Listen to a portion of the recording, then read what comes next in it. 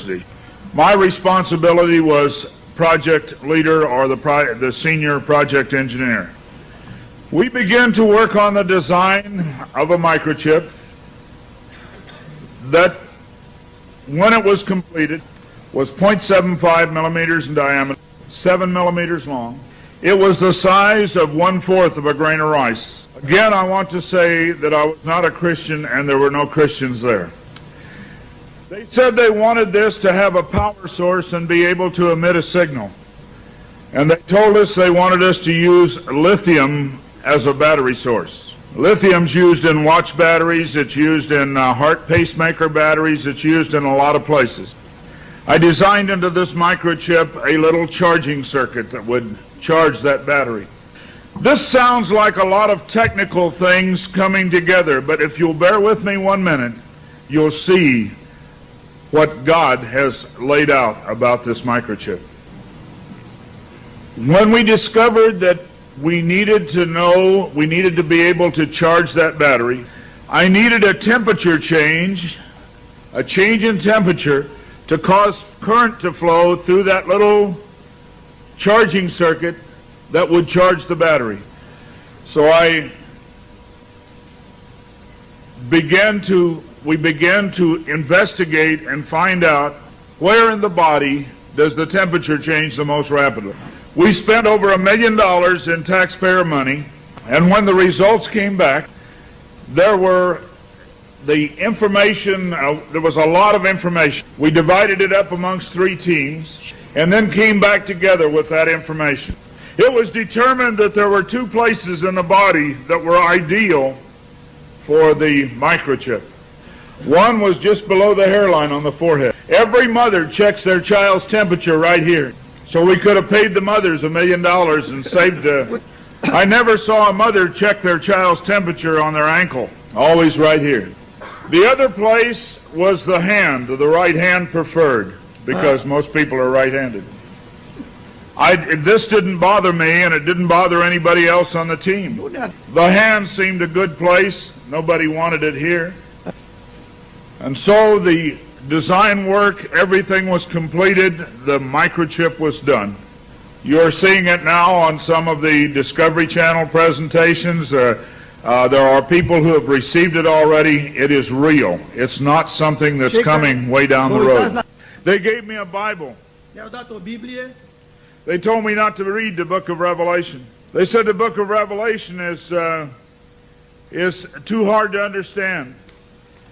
So I waited, and I didn't read the book of Revelation for quite some time.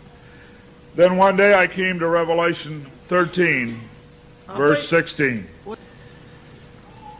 And he caused us all, both small and great, rich and poor, free and bond, to receive a mark in their right hand or in their forehead.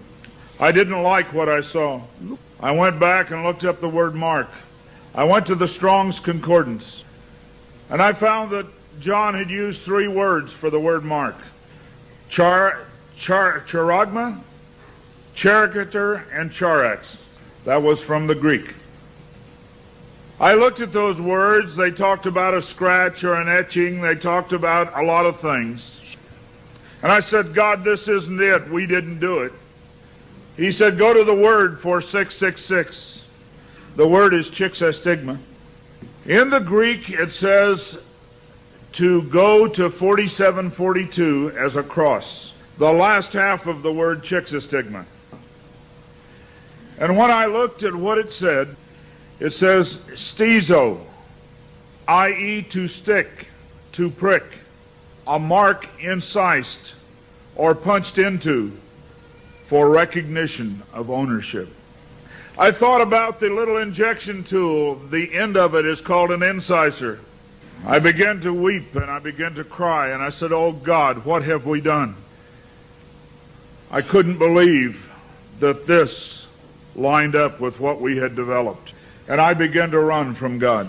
I didn't run away from the church, I ran into the church. I tried to do as many things as I could to atone for this. But I want to tell you something, as God is my witness here tonight, this got in the way.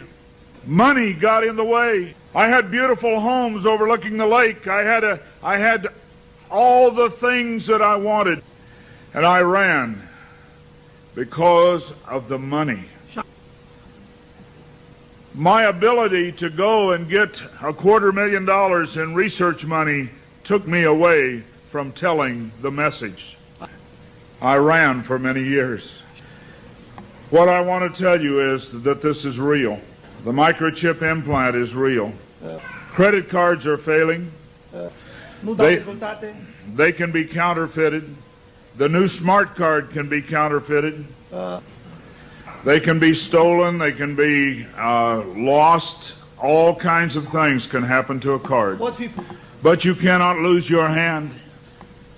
Very quickly they're going to move to this being in the hand. And I tell you, as a Christian, you cannot take this. No matter what anybody says, God's Word says you cannot take it. No matter what they try to talk you into, God's Word says don't take it. In Revelation 14, verse 9, and the third angel followed them, saying with a loud voice, if any man worship the beast in his image, and receive his mark in his forehead or in his hand, the same shall drink of the wine of the wrath of God, which is poured out without mixture into the cup of his indignation, and he shall be tormented with fire and brimstone in the presence of the holy angels and in the presence of the Lamb. And the smoke of their torment ascendeth up forever and ever, and they have no rest day nor night, who worship the beast in his image, and whosoever receiveth the mark of his name. Here is the patience of the saints. Here are they that keep the commandments of God and the faith of Jesus. It's very simple. God's Word says do not take it. Today there have been over 15,000 babies that have been given the positive identification, the microchip. Many companies are using the microchip as identification in their top-level employees.